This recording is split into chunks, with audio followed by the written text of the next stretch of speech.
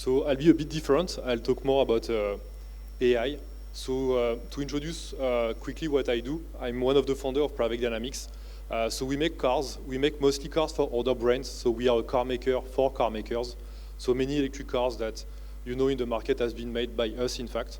So we develop the cars from the beginning to the production. We also have our own military line, so we make military products. So for example, we have the highest going car in the world used by Indian Army in Ladakh at 6 kilometers. Right now, we also make military bikes. We make batteries for drones, and then we make a lot of static storage systems for grid applications. So we discussed about that in the previous panelists discussed about that. For grid applications, load balancing, all these things we export a lot. And also in the company, we have a think tank where we basically, it's not a paid activity, we do it for free. We advise governments all over the world about what is the future of mobility, basically. For example, 2 months ago, we published a report that was for the European Parliament about what is the future of AI in mobility. And roughly what I will talk about today is some extracts of this report. So it was published in Brussels like two months ago. And we are mostly in Bangalore. We have 350 people over there, and we have a small office in Delhi and Singapore. So people tell us very often that making electric cars is something new and a revolution. In fact, we don't really see electrification as a revolution. It doesn't change much the way we use mobility. Some parts of the world, like China, which is by far the largest car market in the world, is already totally shifted to electric. And if you look at the roadmaps of most of car manufacturers, and we make cars for them, so we know their roadmaps, it's 100% electric. Sometimes 80%. Biogas is a good application, for example. Still, there will be a niche. Petrol, diesel will remain in some corners of the world. Maybe US will hold a bit more. But mostly, you know, like the decision is already taken, and the world has moved to electric. For multiple reasons. One is the fact that people totally misjudge electric cars by what they are today, but it's the very, very beginning of electric car. It became a mass product maybe 2 years ago, 3 years ago. So the headroom is huge. 2 years ago, I was selling an electric car battery for 5 lakhs. I sell it for 2 lakhs today. So yes, today electric cars are slightly more expensive, but they will become much cheaper in no time. The charging time for recharging a car right now is 10 minutes. You know, like in what we are doing now. It used to be hours before. The density of the batteries, all that changed a lot. The chemistry we use, every 6 months, it's a new chemistry that comes in the market. We use a lot of NCA, for example, right now with aluminum. So yeah, we will have, you know, like maybe the size of, you know, like something like this, a battery that will, you know, like carry your car for 1,000 kilometers in just a few years. It's, you know, like very, very the beginning of these technologies, while the petrol cars are very mature. On top of that, if you look at how energy is produced, you have 2 types of energy, very carbonated energy and very less carbonated energy. If you look at energy with not much carbon, the biggest one being nuclear in the world, and then you have solar, wind, and everything, they produce electricity. So it's very easy to send this energy straight to a car with electricity. And the non-carbonated one, like petrol, gas, and everything, are used by ICE engines. So it's much easier to do that. But on top of that, and I'm, you know, like my background is not engineering at all. I'm a professor of intelligence for intelligence services for 13 years. And my family is from UP, so when I was a kid, they moved to France. That's why I have a French accent, being a person from Varanasi. And the reason why most of the governments are pushing that at a strategic level is the fact that it's too dangerous to rely on an energy that you don't have in your country. We don't have petrol in India. So we need to import it from countries, for example, Iran. We don't know what tomorrow, like tomorrow, the 3rd of August, what will happen to Iran. So it's very dangerous to rely on these types of energy. And also, India is a fantastic economy. It's a booming economy, yet we have deficit in trade. We import more than we export. The problem is energy. Basically, economy is transform energy. Every time you manufacture something, you need energy. And for that, we import petrol. And so every time we manufacture something, we need to import something. And while being a superpower in terms of manufacturing, IT, and everything, we still have a trade deficit. So that's the easiest way to tackle it, because the first importation of India is petrol. But that's not the topic of today. Let's move to the AI part. The problem of my industry today, the car industry, is people tell me, oh, you make electric cars, so they are green. No, they are not green. It's 1.5, 2 tons of steel, electronics, leather, all these things. We don't use leather, we are a vegetarian company, but you get my point. To move a human being of 70 kg going to work 1 hour and 1 hour to come back. So it's not green. Cars will never, never be green. If you own a car, there is no way it will be green. Cycles are green, walking is green, buses are green, trains are green, cars, no way, it will never be green. That doesn't exist at all.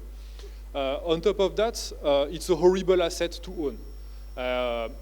The first purchase of a middle-class family or above, it's the house. House is a very good thing to buy, you know, flat or house, because it's an appreciating asset. You spend money, but it will increase value over time. The second spending is a car, which is a horrible asset. The second you get the keys, 30% of the value is gone. You need to take EMI for that. It's a very good investment for a family. So it doesn't make a lot of sense. Then the cities are built for cars today. The problem in India is we took the example of US more than other countries, and basically all our cities are designed for cars. The biggest space on the road is basically for the cars. We have not 1% of India covered by sidewalks. People ask me, you know, like what should be the first thing in infrastructure in India? Should we do Shinkansen, you know, like bullet trains, or more highways or metros? No, we need sidewalks. The first thing, if you want to be green in India, we just need a place 1.5 meters where people can just walk. We don't have this basic infrastructure. We send stuff to the moon, but we don't have sidewalks. So that's the very first thing, because the cities are designed for cars. Even our houses are designed for cars. I live for the last 10 years in South Delhi, and you know we have all these small buildings, and it's 4 floors in Delhi. So 1 floor is a parking, and then you have 4 floors of, you know, like housing. So 20% of the house, of my house, of the house of my neighbor, and my neighbor, and my neighbor, is used by cars, which is a nonsense. 20% of the value of the real estate of a very expensive city like Delhi is roughly used by cars.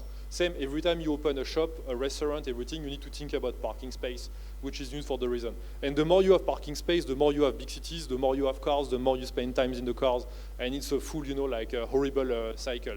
So it's a waste of, you know, like public space, a waste of housing and everything, so it doesn't make a lot of sense. Now, there is a revolution, which is a real revolution in my industry, which is the AI. So it works. You have cities like San Francisco where you have level 5 self-driven cars. So what does it mean, self-driven cars? Is there is no human involved. You can sleep. You can, basically in the US, you take a nap. The car comes, you sit in the back. There is no human driving the car. You can sleep in the car, and it will bring you to destination. So that's level 5 AI. And so the time, so that will be, you know, like what will come, you know, like next. And many people think that it will never come to India. Why? Because in India, the roads are messy. We have, you know, like one stray dog and one rickshaw coming and everything. It's a bit difficult. But that means you don't understand how AI works. If a car can drive anywhere in the world, if it's level 5, it can drive in India. There is no difference, in fact. If the car has problems to drive in harsh conditions, you will also have a problem in Norway. Maybe in Norway you will die after 1 week, while in India you will die after 1 minute. But in both cases you're dead, and in both cases you won't use the AI. So the AI has to be at a level where it can be trusted anywhere in the world. And for sure, if you look at how it will start at the beginning, the easiest part is to use a place like, let's say, Cyber City. You all know Cyber City. You can have Cyber City where there is no cars inside. In the morning, people come, with their own cars or with metro. They park in the basement, and inside the Cyber City area, you just have pods that are self-driven. You can have that, and that expands over time. That's also a way to implement the system. And with that, basically, cars become public transportation. All the cars, become an asset used by many, many people, which is a bit the business model of Ola, Uber, Blue Smart, and all these companies. And one thing I forgot from the last slide is it's an asset that is unused 95% of the time. There have been studies made by governments. A car is like, we are speaking right now, my car is just outside, your car is just outside, it's unused. Most of the time it's unused. It's just, maybe 1 hour to commute there and there.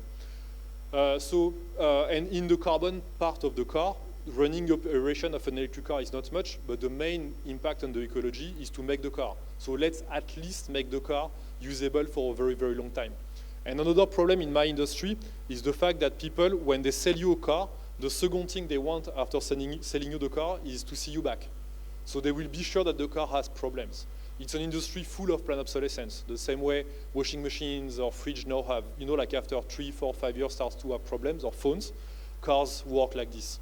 But if it becomes an asset used by corporations, used by, like a lot of time, corporations are much more smart than individuals. They will be very particular about having something that works in the long time. And ensuring that electric cars don't have a life of 6, 7 years, but 15, 20 years, even if maybe you will change the battery once after 10 years, I think it's something that is much more ecological than anything else. So it can be the end of planned obsolescence. And yeah, less jams. Electric cars can cross a red light, like without a red light. They can go at very high speed and basically be controlled like a swarm. So I gave a lot of positive things about the future, and I will end on that. But it doesn't mean that, so basically the opportunity is incredible, and it can totally change the way we function, the way we build houses, the way we build the cities, less accidents, less jams, everything. But it has also some concern. And no one has the answer there. So it's not a rhetorical question, it's really a question that no one has the answer to. The first thing is, who owns the AI? Who owns the fleet of this vehicle? Will it be governments? Like public transportation in most of the countries are owned by government, like the train system in India is owned by government. Will it be like the car companies, like mine, or bigger ones? The biggest electric car company in the world is BYD. The second is Tesla. Will it be by some apps, like BlueSmart or Ola? Will it be by transport companies, like some private transportation companies? We don't know. Or will it be by the AI company? Will it be by Google, by OpenAI? We don't know. And for sure, I think people understand that if it's managed by a government and the government is good, which is not always the case, but if the government is good, it can be fine. But if it's managed by a private company, what's my incentive to have cars running in remote areas? And imagine the situation. If you live, like most of us in Delhi, Mumbai, wherever, it's fine. But if you live in a corner of the Himalayas, and then you have no access to cars, and private cars don't exist anymore, who am inside the car? It's too big to be sent by even by 5G. But basically, no cars are computers on wheels. So there is a lot of things about data. If you use a car today, like with a bit of technology inside, I know if you have a cancer, because I know if you go to a cancer clinic once a week, I know you have a cancer. I can sell that information to your insurance. I know if you cheat on your wife. I know everything about you, in fact. The same way your phone knows everything about you. So now you have a second device that will know everything about you. So that's a lot of questions, like on data sovereignty and what can be done there. And India has a huge capacity in terms of IT, but doesn't masterize much. Most of the AI in the world is still not managed by India, I would say. Thank you for your time, and take back control.